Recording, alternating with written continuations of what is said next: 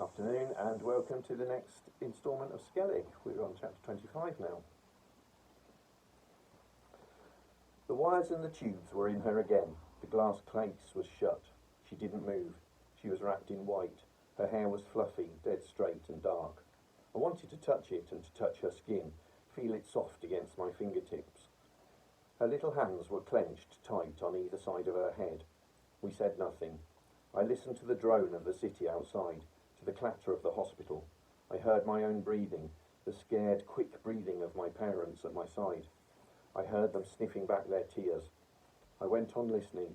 I listened through all these noises until I heard the baby, the gentle squeaking of her breath, tiny and distant, as if it came from a different world. I closed my eyes and went on listening and listening. I listened deeper until I believed I heard her beating heart. I told myself that if I listened hard enough, her breathing and the beating of her heart would never be able to stop. Dad held my hand as we walked through the corridors towards the car park. We passed a lift shaft and the woman with the Zimmer frame from upstairs tottered out. She gasped and rested on her frame and grinned at me. 3 times round every landing and 3 times up and down in the lift, she said. Knackered, absolutely knackered. Dad blinked and nodded kindly at her. Blinking getting there, she said. She bobbed about inside the frame. Be dancing soon, you see. She patted my arm with her crooked hand. You're so sad today. Been to see that friend of yours? I nodded and she smiled.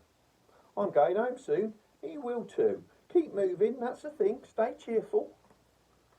She hobbled away, singing Lord of the Dance to herself. Who did she mean? Your friend? Said Dad. Nobody. He was too distracted to ask again. In the car, I saw the tears running down his face. I closed my eyes. I remembered the sound of the baby's breathing, her beating heart. I held them in my mind, went on listening to them. I touched my heart and I felt the baby's heart beating beside my own. Traffic roared past. Dad sniffed back his tears. I stayed dead silent and concentrated on keeping the baby safe. There it is, said Mina. Archaeopteryx, the dinosaur that flew. She laid the heavy encyclopedia on the grass beneath the tree. We looked down at the clumsy creature. It was perched on a thorny branch. Beyond it, volcanoes belched flames and smoke. The great land-bound creatures, Diplodocus, Stegosaurus, launched across a stony plain. We believe that dinosaurs became extinct, said Mina, but there's another theory, that their descendants are with us all still. They nest in our trees and our attics. The air is filled with their songs. The little Archaeopteryx survived and began the line of evolution that led to birds. She touched the short, stunted wings. Wings and feathers, see? But the creature was a heavy, bony thing. Look at the clumsy leaden tail. It was capable of nothing but short, sudden flights, from tree to tree, stone to stone. It couldn't rise and spiral and dance like birds can now. No pneumatization. I looked at her. Do you remember nothing? She said. Pneumatization, the presence of air cavities in the bones of birds, is this which allows them free flight. The blackbird flew from the tree above us and dashed into the sky. If you held the Archaeopteryx, she said, it would be almost as heavy as stone in your hands. It would be almost as heavy as the clay models I make. I looked into Mina's dark eyes. They were wide open, expectant, like she wanted me to see something or say something. I thought of the baby in my lap, of Skellig slung between Mina and me. I thought of his wings and of the baby's fluttering heart. There's no end to evolution, said Mina. She shuffled closer to me. We have to be ready to move forward, she said. Maybe this is not how we are meant to be forever. She took my hand. We are extraordinary, she whispered. She looked deep into me. Skellig, she whispered. Skellig. Skellig. I stared back. I didn't blink. It was like she was calling Skellig out from somewhere deep inside me. It was like we were looking into the place where each other's dreams came from. And then there was sniggering and giggling. We looked up, and there was Leaky and Coots standing on the other side of the wall, looking down at us. What's wrong with you? They kept saying. What is wrong with you? I hopeless. I couldn't tackle. I missed the ball by a mile when I jumped up to head it. When I had the ball at my feet, I stumbled all over the place. I fell over it once and skinned my elbow on the curb. I felt shaky and wobbly and didn't want to be doing this, playing football in our front street with Leaky and Coot, while Mina sat in the tree with a book in her lap and stared and stared. "It's 'cause he's been ill," said Leaky. "Nah," said Coot. "He's not been ill, he's just been upset." He watched me trying to flick the ball up onto my head.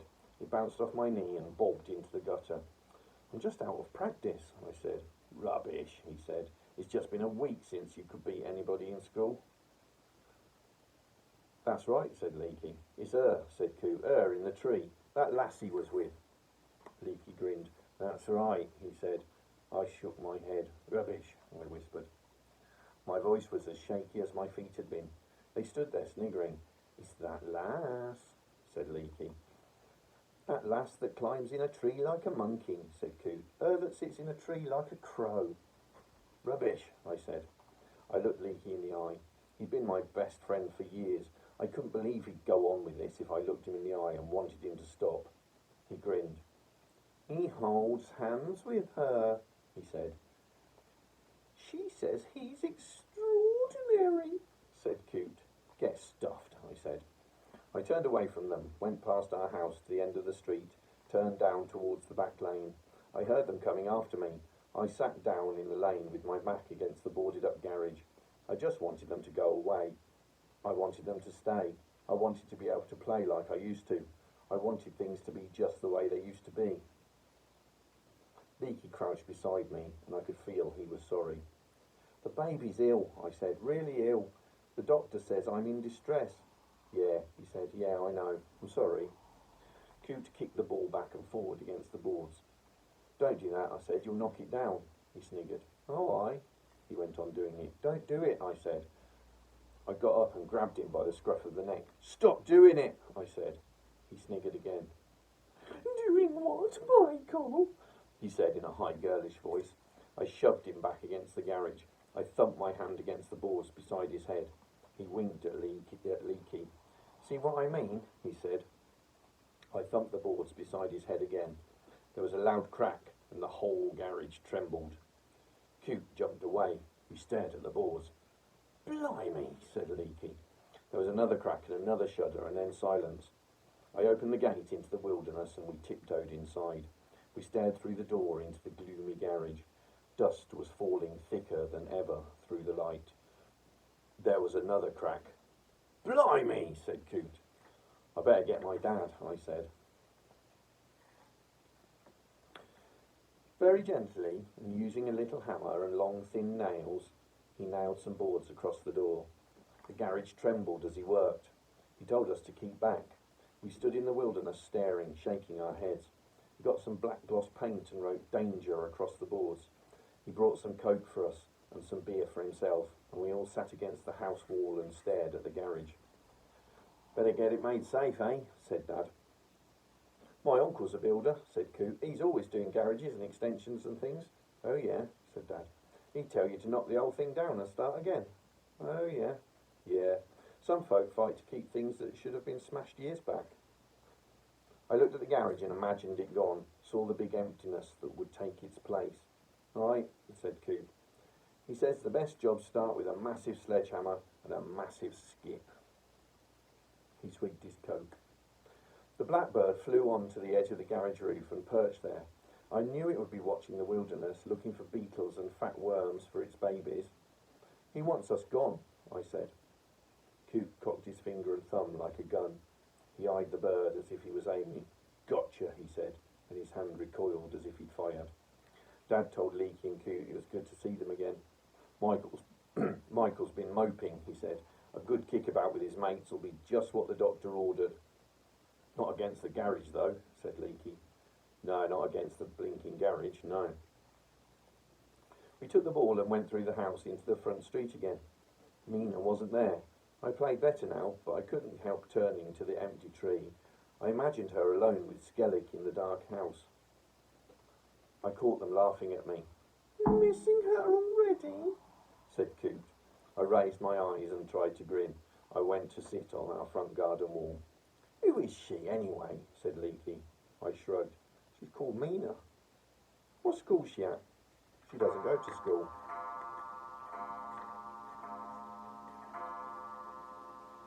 They looked at me. How's that? Said Leaky. Plays the wag? Said Coot. Her mother teaches her, I said. They looked again. Blimey, said Leaky. I thought you had to go to school. Imagine it, said Coot. I imagined it for a while. Lucky girl, said Leaky. What'll she do for mates, though? Said Coot. And who'd like to be stuck at home all day? They think schools stop you from learning, I said. They think schools try to make everybody just the same. That's not true, said Coot. Yeah, said Leaky. You're learning all day long in school. I shrugged. Maybe. Is that why you've not been coming in? Said Leaky. Is it because you're never coming back again? You're going to let that lass's mother teach you? Of course not, I said. But they're going to teach me some things. Like modelling with clay, and about William Blake. Who's he? Said Coot. That bloke that's got the butcher shop in town? He said school drives all joy away, I said. He was a painter and a poet. They looked at each other and grinned. Leaky couldn't look me in the eye. I could feel my face burning and burning.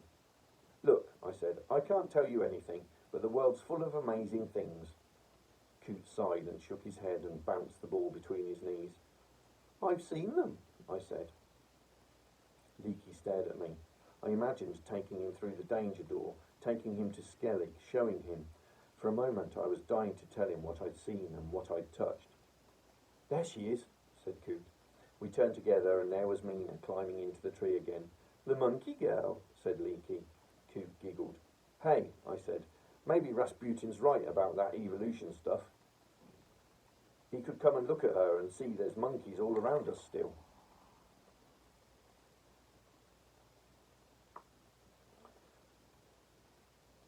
Her eyes were cold as she stared down at me from the tree. Her voice was sarcastic and sing-song. Thank God I was never sent to school to be flogged into following the style of a fool. You know nothing about it, I said. We don't get flogged, and my friends aren't fools. Ha! That's it, I said. You know nothing about it. You think you're special, but you're just as ignorant as anybody. You might know about William Blake, but you know nothing about what ordinary people do. Ha! Yes, ha! I stared at my feet. I picked my fingernails. I kicked the garden wall. They hate me, she said. I could see it in their eyes. They think I'm taking you away from them. They're stupid. They're not stupid. Stupid. Kicking balls and jumping at each other and screeching like hyenas. Stupid. Yes, hyenas. You as well. Hyenas? They think you're a monkey then. Her eyes glared and her face burned. See? See what I mean? They know nothing about me, but they hate me. And of course, you know everything about them. I know enough. There's nothing to know. Kicking, screeching, being stupid. Ha! Yes, ha! And that little ginger one. Blake was little and ginger. How do you know that? See? You think nobody but you can know anything. No, I don't. Ha! Her lips were pressed tight together. She pressed her head back against the trunk of the tree. Go home, she said. Go and play stupid football or something. Leave me alone. I gave the wall a last kick. Then I left her. I went into my front garden. I went through the open front door. Dad shouted hello from somewhere upstairs. I went straight through into the wilderness and squatted there and squeezed my eyes tight to try and stop the tears. I'm going to leave it there for today. More soon. Hope you're enjoying it. Stay safe. Bye.